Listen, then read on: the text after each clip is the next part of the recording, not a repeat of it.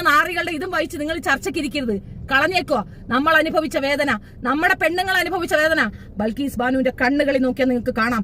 അവളുടെ കണ്ണുകളിലുണ്ട് ഞങ്ങൾ അനുഭവിച്ച വേദന. ആ വേദന ഇനി തുടരാതിരിക്കാൻ നിങ്ങൾ ശക്തരാകാനാണ് പറയുന്നത്. ശക്തരാവുക.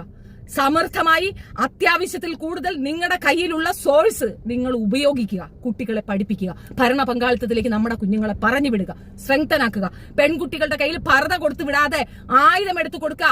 ഒരുത്തൻ നമ്മളെ റേപ്പ് ചെയ്യാൻ വന്നാൽ അവനെ തീർക്കാനുള്ള പരിപാടി അവർക്ക് പഠിപ്പിച്ചു കൊടുക്കുക. വരി ഒടിച്ചു വിടാൻ പെൺകുട്ടികളെ പഠിപ്പിച്ചു കൊടുക്കുക. 6 വയസ്സ് 7 വയസ്സുള്ള പൊടി മക്കളെ കരോട്ട പഠിപ്പിച്ചു കൊടുക്കുക.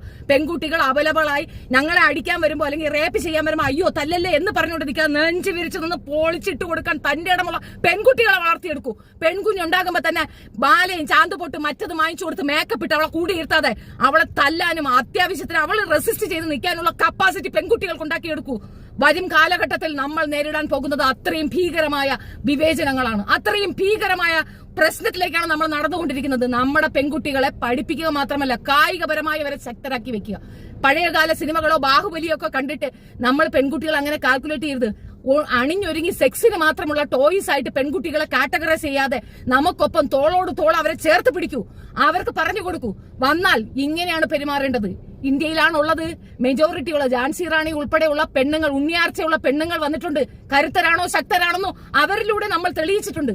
നമ്മുടെ പെൺകുട്ടികളെ അതേ ലെവലിൽ വളർത്തിക്കൊണ്ടുവരികയാണ് വേണ്ടത്. അല്ലാതെ ഈ വായി നോക്കികൾ പറയുന്നത് കേട്ടിട്ടല്ല.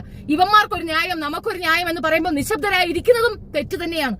തിരിച്ച് പറയാനോ സംസാരിക്കാനോ പറ്റില്ല. അടിച്ചണ്ണാക്കി കൊടുത്തു എന്നൊക്കെ പറഞ്ഞ് കമന്റ്സ് ഒക്കെ കണ്ടു. എന്തണ്ണാക്കി കൊടുക്കുന്നു? എന്താണ് അണ്ണാക്കി കൊടുത്തത്? നിങ്ങളുടെ നിസ്സഹായ അവസ്ഥ അവൻ ഫിലിമാക്കി ഇവിടെ വെച്ചിരിക്കുന്നത്. നിങ്ങൾ എത്ര നിസ്സഹായരായിരുന്നു ആ ഫിലിമിനകത്തുണ്ട്. ആ നിസ്സഹായ അവസ്ഥ നിങ്ങളിലേക്ക് ഇവിടെ വരാൻ അധിക നേരമില്ല എന്ന് വ്യക്തമായി ആ സിനിമ പറയുന്നുണ്ട്. അത്രേ ഉള്ളൂ. നിങ്ങൾ അത്രയ്ക്കേ ഉള്ളൂ.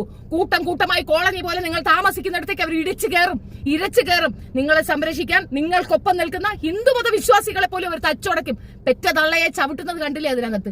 അതാണ് അവരുടെ ക്യാരക്ടർ. പൃഥ്വിരാജ് ഏറ്റവും നന്നായി, ഏറ്റവും മാന്യമായി അത് അവതരിപ്പിച്ച് തന്നിട്ടുണ്ട്. അയാളുടെ ജീവന് സുരക്ഷിതത്വം കൊടുക്കൂ.